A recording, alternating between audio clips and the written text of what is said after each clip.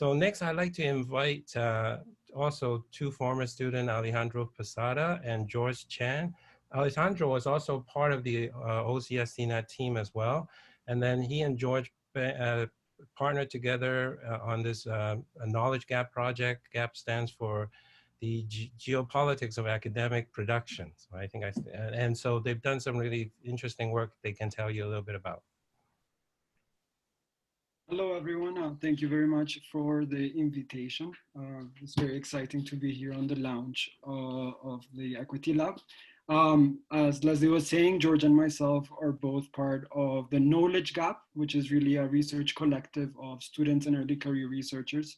I was born at UTSC, and it's rooted on a strong belief that in order to find alternatives to an equity within knowledge production, it is important to understand how the systems of knowledge inequity operate.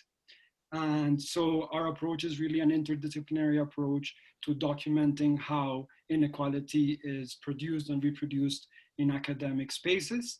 And we look at it from different perspectives, but because of George and myself's interest in economics and finance and looking at it from critical perspectives, we have published some work and done some work on specifically the academic publishing industry and their economic behavior, and how their economic behavior might be replicating some systems of inequality and also hindering knowledge diversity. But George can tell you a little bit more about that.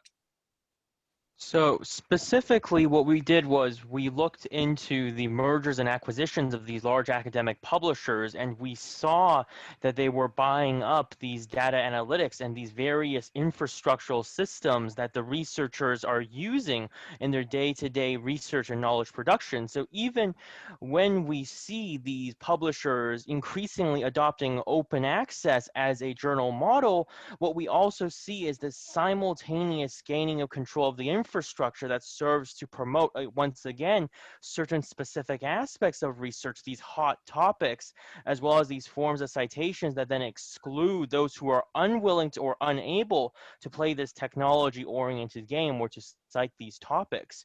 So I think this also goes into some of the other topics that KnowledgeGAP has looked into, which is the idea of patterns in journal authorship, as well as discourse and open science, all of which that shows not only the idea of certain policies being better, but the specific aspects and the underlying issues beyond the first level, which we really saw as impacting this knowledge equity space.